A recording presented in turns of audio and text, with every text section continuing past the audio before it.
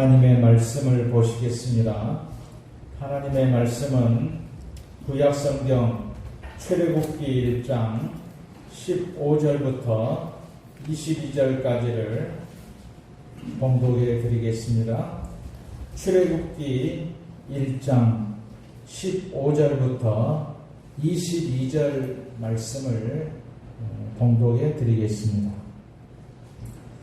애굽 왕이 히브리 산파 십부라라 하는 사람과 부하라 하는 사람에게 말하여 이르되 너희는 히브리 여인을 위하여 해산을 도울 때에 그 자리를 살펴서 아들이거든 그를 죽이고 딸이거든 살려두라.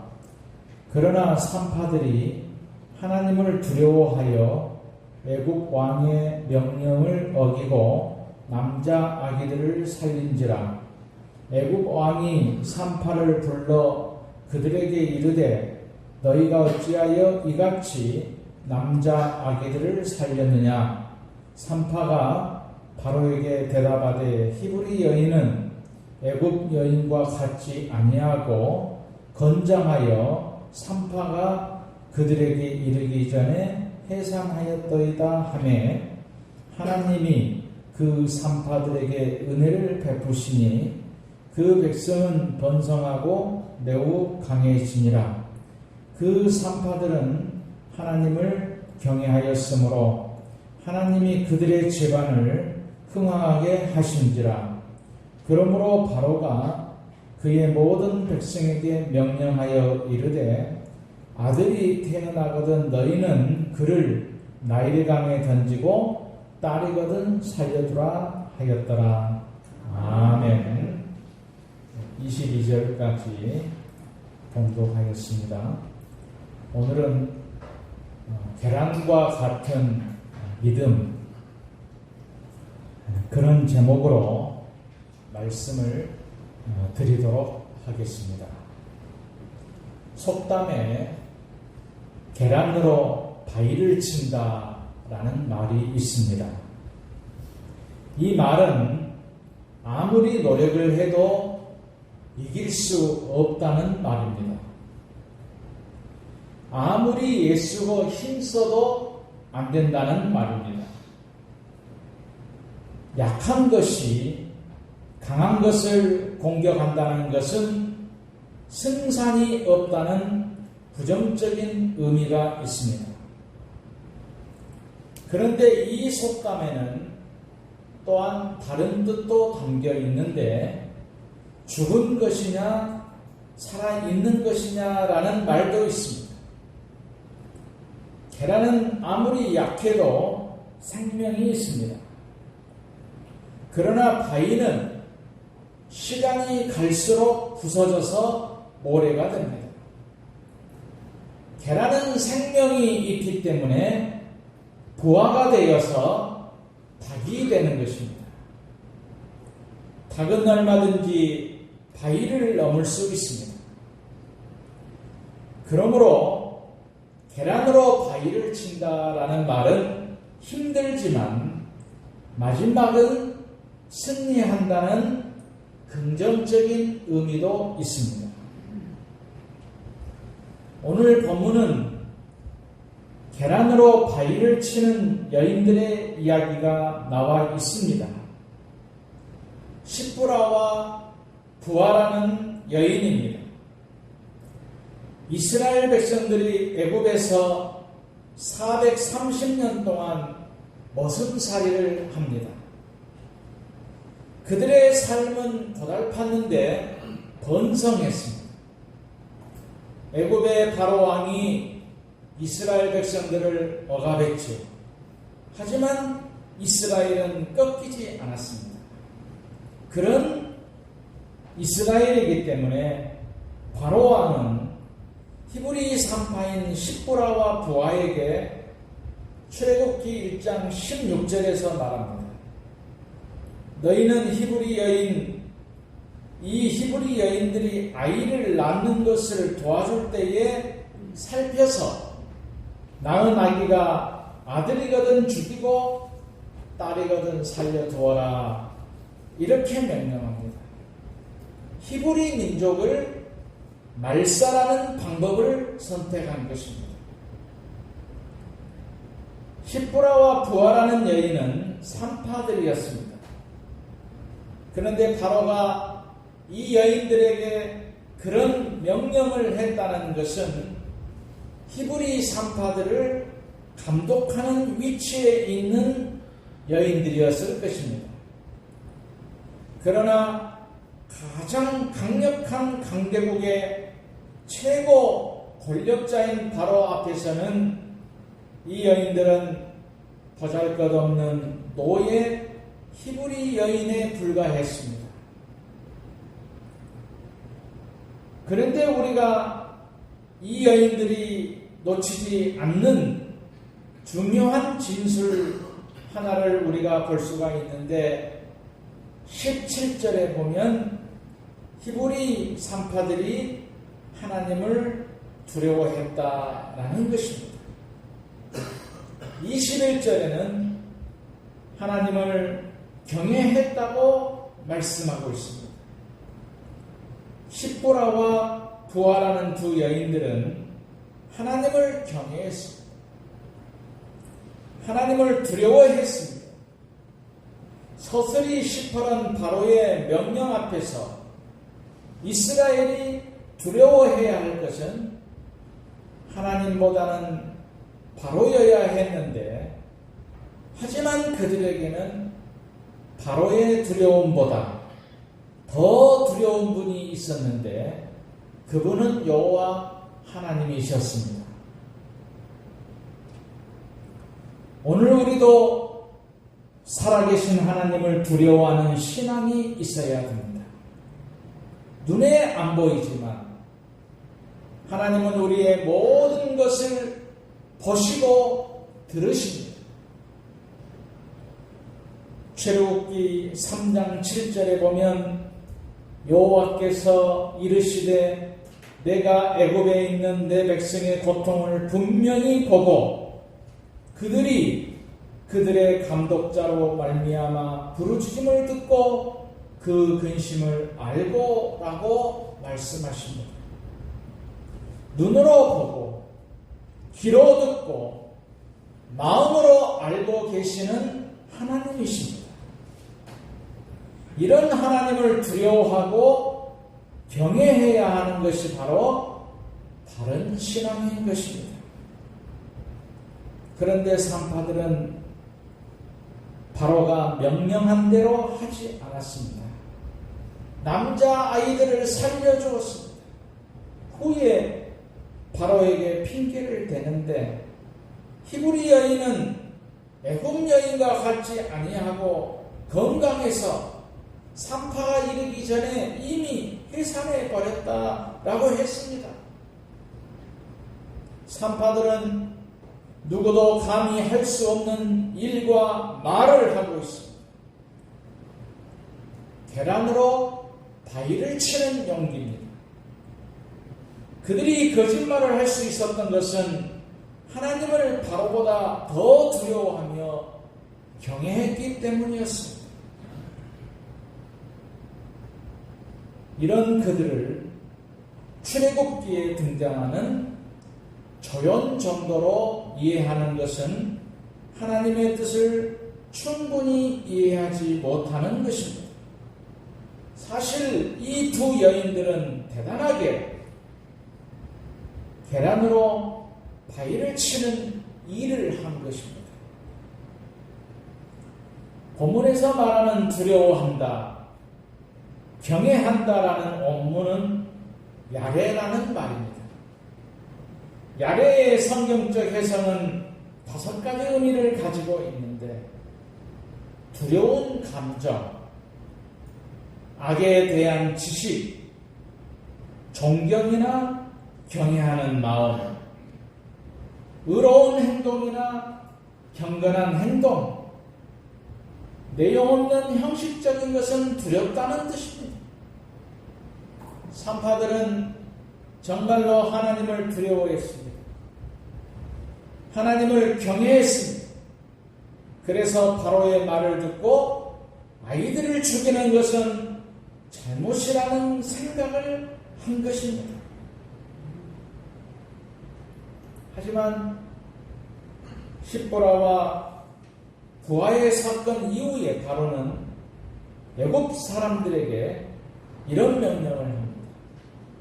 오늘 본문 22절에 보면 갓 태어난 히브리 남자아이는 모두 강물에 던지고 여자아이들만 살려두어라 라고 합니다. 나름대로 산파들이 최선을 다했는데 오히려 상황은 악화되어 남자아이들은 강물에 던져지게 되었습니다. 그러나 하나님은 이 두 여인 외에 세 여인을 더 사용하십니다. 첫째 여인은 모세의 어머니 요게벳이죠. 모세가 태어났을 때에 출애굽기 2장 2절에 보면 그 아이가 하도 잘생겨서 남이 모르게 석 달 동안이나 숨어서 길렀다 말합니다. 이 말은 자식을 죽일 수 없는 어머니의 모성입니다. 모세는 어머니의 모성애로 죽을 위기를 벗어났습니다. 두 번째 여인은 이름 모를 애굽의 공주지요. 어머니 요게벳이 모성애로 남몰래 3개월을 키웠습니다. 그러나 찢어지는 가슴을 부여잡고 갈대 상자를 만들어 아이를 강문에 띄워 보냈습니다. 그렇게 물에 떠내려간 갈대 상자는 마침 강변을 가지던 애굽 공주의 눈에 띄게 됩니다. 그녀는 상자 속에서 울고 있는 산의 아이를 보고 히브리인의 아이라는 사실을 알았습니다. 하지만 아이가 죽도록 내버려두지 않고 이 모세를 데려다가 키웁니다. 이상한 일이었습니다. 세 번째 여인은 모세의 누이 미리암입니다. 모세를 갈대 상자에 넣어 물에 띄워놓고 어머니 요게벳은 떠가는 갈대 상자를 지켜볼 수가 없었는데 그 아이가 어찌 될까를 지켜보던 눈이 바로 누이 미리암이었습니다. 그 상자가 공주의 손에 건져지는 것을 보았습니다. 미리암은 겁없이 공주 앞에 나서서 말합니다. 제가 가서 히브리 여인 가운데서 아기에게 젖을 먹일 유모를 데려다 드릴까요? 라고 말합니다. 미리암 덕분에 모세는 히브리인으로서 애굽의 공주의 보호 아래 자기 어머니의 젖을 먹는 아이가 되었습니다. 모세가 살아나는 사건은 여인들의 손을 거쳐서 출발한 일입니다. 그런데 이 세 명의 모두가 자신의 일에 충실했습니다. 그러나 그것은 오직 하나님께서 하신 일입니다. 하나님께서 여인들을 사용하신 것입니다. 이 두 여인들은 출애굽기 1장이 끝나면서 성경에서 더 이상 나오지 않습니다. 그러나 출애굽기 2장 말씀에 보면 산파들이 아니었다면 지도새도 모르게 죽을 운명이었을 모세가 죽지 않고 무사히 태어났습니다. 그 후 모세는 애굽의 왕자 중 하나가 되고 왕실의 고등교육을 받습니다. 그리고 훗날 이스라엘 백성들을 이집트에서 해방시키는 민족의 지도자로 우뚝 서게 되는 것입니다. 오늘 본문의 이 이야기가 기세등등한 바로 앞에서 힘없는 두 여인이 하나님을 경외했을 때에 어떤 결과를 만들어내는가를 잘 보여주고 있습니다. 살아계신 하나님께 자신들의 모든 것을 온전히 드렸을 때에 그들의 헌신을 통해 하나님이 어떤 일을 행하셨는지를 보여주는 사건입니다. 비록 연약한 여인들입니다. 하지만 살아계신 하나님을 두려워하며 자기들이 할 수 있는 작은 일로 자신들을 전능하신 하나님의 손 위에 올려드리면 하나님은 그들을 사용해서 하나님의 일을 하신다는 말씀입니다. 하나님은 그들을 사용하셨습니다. 그리고 그들이 전혀 알지 못하는 사람들까지도 사용하십니다. 그들이 전혀 알 수 없는 놀라운 일을 이루시고 계신다는 것이지요. 시보라와 부하가 없었다면 모세는 절대로 살아있을 사람이 아닙니다. 그리고 이스라엘 백성들이 애굽을 나올 수도 없었습니다.